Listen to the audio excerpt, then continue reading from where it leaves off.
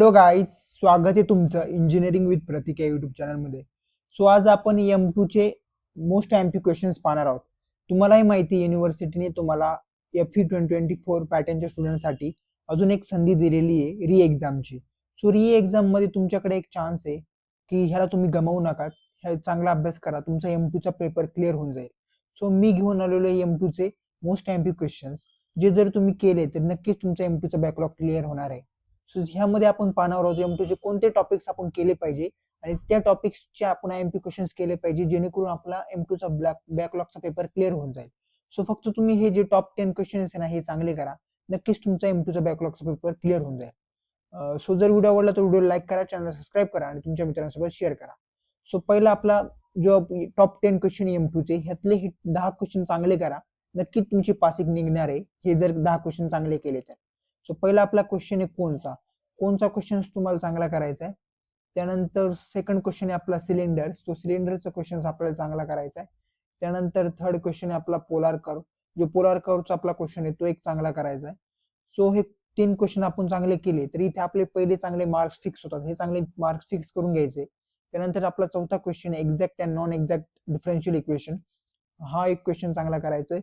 त्यानंतर पाचवा आहे LDE, linear differential equation, so हा क्वेश्चन चांगला करायचा आहे. सो हे 5 आपण क्वेश्चन चांगले केले. त्यानंतर आपला 6वा क्वेश्चन आहे न्यूटन्स लॉ, हे एक चांगला करायचा आहे. त्यानंतर 7वा इलेक्ट्रिकल सर्किट्स, हा एक चांगला क्वेश्चन करायचा आहे. त्यानंतर 8वा आपला गॅमा फंक्शन, हा एक चांगला करायचा आहे.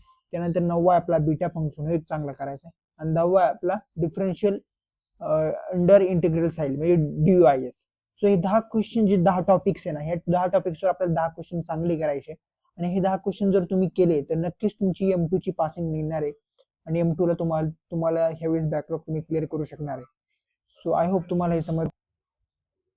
सो अदर टॉपिक्स मध्ये पण काही क्वेश्चन्स आहे, जसे की आपण बघू शकतो इथे डबल इंटिग्रलचा क्वेश्चन आहे, तो पण आपल्याला चांगला करायचा आहे. त्यानंतर एरिया ह्या टॉपिकवर क्वेश्चन M2 मध्ये विचारला जाऊ शकतो, हा पण एक चांगला करायचा आहे. त्यानंतर CG ह्या टॉपिकवर पण एक क्वेश्चन आहे.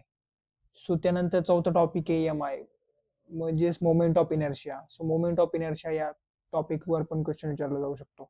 सो हे सर्व आपण क्वेश्चन बघितले जे की M2 मध्ये खूप इम्पॉर्टंट आहे आणि ह्या टॉपिक जर तुम्ही चांगले केले तर नक्कीच तुमचा M2 चा बॅकलॉग क्लिअर होणार आहे.